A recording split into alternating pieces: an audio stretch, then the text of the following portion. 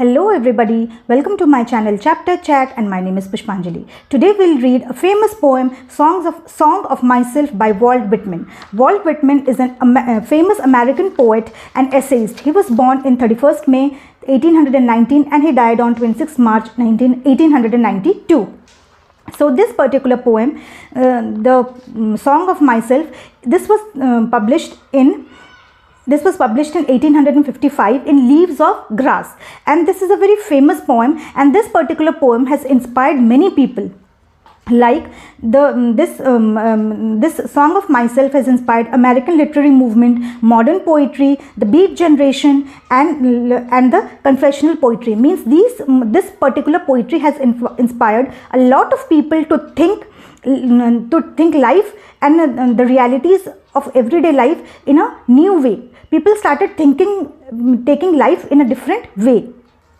So let's start the poem.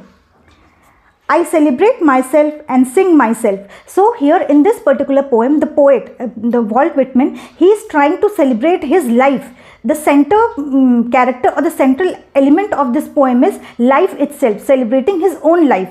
जो poet हैं वो अपनी लाइफ को सेलिब्रेट कर रहे हैं. जैसे नॉर्मल ऑर्डिनरी पीपल होते हैं वो अपना बर्थडे सेलिब्रेट करते हैं, मैरिज एनिवर्सरी सेलिब्रेट करते हैं या कोई फंक्शन सेलिब्रेट करते हैं. बट यहाँ जो हैं पोएट, उनको उनकी लाइफ इतनी स्पेशल लगती है कि वो अपनी लाइफ को सेलिब्रेट कर रहे हैं. वो बोल रहे हैं कि मुझे सेलिब्रेट करने के लिए मुझे कोई स्पेशल ओकेजन नहीं चाहिए सेलिब्रेट करने के लिए. I want to celebrate my life, मुझे अपनी लाइफ सेलिब्रेट करनी है. I celebrate myself and sing myself. वो बोल रहे हैं मैं अपने आप की, मेरी खुद की लाइफ को मैं सेलिब्रेट करता हूँ और मैं गाने गाता हूँ क्योंकि मुझे मेरी लाइफ बहुत पसंद है. मैं अपने आप से प्यार करता हूँ. जो पोएट हैं वो अपने आप के बारे में अपने आप को सेलिब्रेट कर रहे हैं. And what I assume, you shall assume, for every atom belonging to me as good belongs to you. तो वो बोल रहे हैं जो मैं सोचता हूँ वैसे वो चीज़ तुम भी सोचते हो. And every atom belonging to me means जो मेरे बॉडी में जो एटम्स हैं तुम्हारे बॉडी में भी वही एटम्स हैं. हम दोनों अलग अलग नहीं हैं, हम सेम है. So this particular poem is for American people and the audience here is the American audience. क्योंकि पोएट जो हैं वो अमेरिका में बहुत टाइम से रहे हैं. उनके जो पास्ट जनरेशन्स हैं, उनके फादर, उनके ग्रैंडफादर, वो सब अमेरिका में रहे हैं और वो अमेरिका के लोगों के लिए he is writing this poem for the American audience. I loaf and I invite my soul. वो बोल रहे हैं I invite my soul to myself. वो कह रहे हैं मैं अपने सोल को बुला रहा हूँ अपने पास. वो उनकी जो आत्मा है उनको बुला रहे हैं. I lean and loaf at my ease observations of a spear of summer grass. तो वो कह रहे हैं वो अकेले बैठे हैं और वो एक गार्डन में बैठे हैं और वो जो गार्डन में ग्रासेस, बहुत सारे ग्रास हैं गार्डन में. तो जब आप बैठ के गार्डन में ग्रास को देखते तो आपको कैसे लगता है कि जो ग्रास हैं सब ऊपर की तरफ उठे हुए हैं और वो एक वेपन की तरह दिखते हैं. जो शाफ्ट होता है, शार्प वेपन की तरह दिखता है. जो ग्रास ऊपर उठा हुआ होता है वो एक वेपन की तरह दिखता है. तो वो उसी ग्रास को देख रहे हैं और वो अपने आप को अपने सोल के साथ अपने कंपेनियन वो एंजॉय कर रहे हैं. और वो कह रहे हैं मैं हर उस छोटी चीज़ को एंजॉय करना चाहता हूँ जो इस दुनिया में है. वो भले ही वो एक ग्रास हो, एक छोटी सी चीज़ है ग्रास को, लेकिन मैं उस ग्रास को देखकर भी अपनी लाइफ को एंजॉय करना चाहता हूँ और मैं अपनी लाइफ की सारी चीज़ों को मैं महसूस करना चाहता हूँ. माई टंग एवरी एक्टर और माई ब्लड एवरी एटम और my blood for me for this soul this air. तो वो कहते हैं मेरा जो टंग है, मेरा जो बॉडी में जो एटम्स हैं, मेरा ब्लड है, everything reminds me of this soil this air. मतलब उनको हर चीज़, यहाँ की बॉडी जो है, सोल जो है, सब कुछ उनको याद दिला रहा है. किस चीज़ की याद दिला रहा है? अमेरिका की. उनकी जो मदरलैंड है उसकी वो याद दिला रहा है. बिकॉज उनके जो फादर्स हैं, उनके फोर फादर्स हैं, सब वहीं पे पैदा हुए हैं, सब वहीं पे बड़े हुए हैं. तो ये सारी चीज़ें उनको याद दिलाती है. Born here of parents the same and their parents the same. Born here the parents means उनके जो पेरेंट्स हैं they are born in America. उनके फोर फादर्स हैं वो भी यहीं पे पैदा हुए, सब यहीं पे पैदा हुए हैं. और उनको उस मिट्टी की खुशबू आती है, उस एयर में उन्हें बहुत प्लीजेंट महसूस होता है. और वो अपने आप को बहुत अच्छा गर्व महसूस करते हैं कि वो इस लैंड में बॉर्न हुए हैं। वो कह रहे हैं all my previous generations are born in this place America. तो उनके जितने भी फादर फोर फादर्स हैं सब इसी प्लेस में बॉर्न हुए हैं, and he is proud to be an American.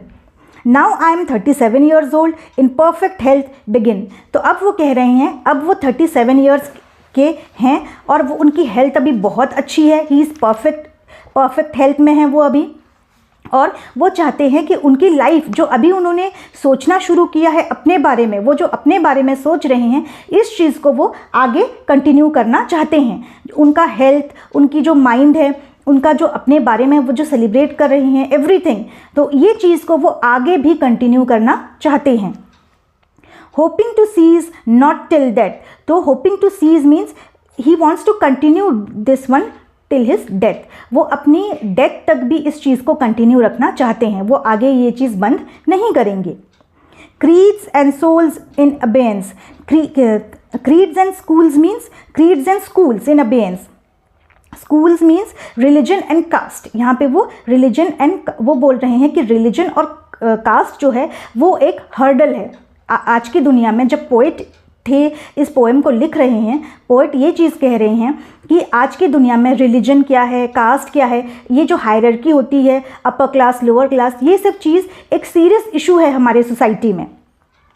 Retiring back a while sufficed at what they are but never बी फॉरगॉटन। he just want to wait and forget these things, discuss about status। तो वो कह रहे हैं कि मैं यहाँ रुक के ये सब चीज़ के बारे में डिस्कस करना चाहता हूँ कि ये जो चीज़ें हैं ये सब इतनी इम्पॉर्टेंट नहीं है, ये सब चीज़ हमारे लिए इतनी मायने नहीं होनी चाहिए, जो जैसा है उसे वैसे ही रहने दो। और पोएट यहाँ पे कह रहे हैं आई एम ओके विथ एवरीथिंग, मैं किसी से लड़ूंगा नहीं इसके बारे में, मैं अपने ही पेस में जा रहा हूँ, and I am okay and fine with everything what the society wants to show. ये नहीं है कि वो जाके किसी से लड़ाई करेंगे कि ये अपर क्लास लोअर क्लास मत करो, ये मत करो, but he is fine with everything, he is fine with the upper class also and he is fine with the lower class also. I harbor for good or bad, I permit to speak at every hazard, I accept good and bad। मतलब वो accept करेंगे, वो अच्छाई को भी accept कर रहे हैं और वो बुराई को भी एक्सेप्ट कर रहे हैं। And he wants to stand in the middle and wants to balance everything। वो मिडिल में खड़े होके वो हर चीज़ को बैलेंस करना चाहते हैं। वो उनका ये मानना है कि अच्छाई भी है जहाँ पे दुनिया में, बुराई भी है, and he wants to stand in the middle of the line and he wants to balance both the aspect। वो दोनों को बैलेंस करके चलना चाहते हैं। Nature without check with original energy. So here he wants to say कि I am filled with original positive energy, मेरे अंदर इतनी पॉजिटिव एनर्जी आ चुकी है कि मुझे और कुछ भी दिखाई नहीं देता है। I want to enjoy life in my own terms, listen to everybody but I will do whatever I want. वो यहाँ पे कहना चाहते हैं कि मैंने अपनी दुनिया में बहुत सारी चीज़ें देखी हैं, मैंने अच्छाई देखी है, बुराई देखी है, मैंने सब कुछ देखा है, मैंने लोगों की बातें सुनी हैं, I have heard from a lot of people, but मैं सबकी चीज़ें सुनता हूँ पर मैं करता वही हूँ जो मुझे सही लगता है। I am in the middle, मैं बायस्ड होकर डिसीजंस नहीं लेता हूँ, and now I want to continue my life like this. और मैं अपने आप को, खुद को, वो अपना मेन प्रायोरिटी वो खुद को देना चाहते हैं कि मैं जैसा हूँ मुझे अपनी लाइफ सेलिब्रेट करनी है। So this is the end of the poem, and what is the central theme of the poem is this: he wants to celebrate his उनका जो अस्तित्व है वो उनको सेलिब्रेट करना चाहते हैं। He wants to celebrate the poet himself, उनकी जो सेल्फ है, उनकी जो आइडेंटिटी है। The poet he wants to celebrate his identity, वो खुद को सेलिब्रेट करना चाहते हैं। उनको कोई रीज़न नहीं चाहिए लाइफ को सेलिब्रेट करने के लिए। वो कह रहे हैं I am a human being, I am positive, I am filled with positive energy, और मैं अपनी लाइफ में खुश हूँ, और मेरी जो आगे वाली ज़िंदगी आने वाली है उसके लिए भी मैं पूरी तरह ज़िंदगी भर ऐसे ही खुश रहूँगा और ऐसे ही अपने लाइफ को सेलिब्रेट करूँगा। So this is the end of the poem. I hope आपको पोएम समझ में आई हो, and please do subscribe my channel. Thank you.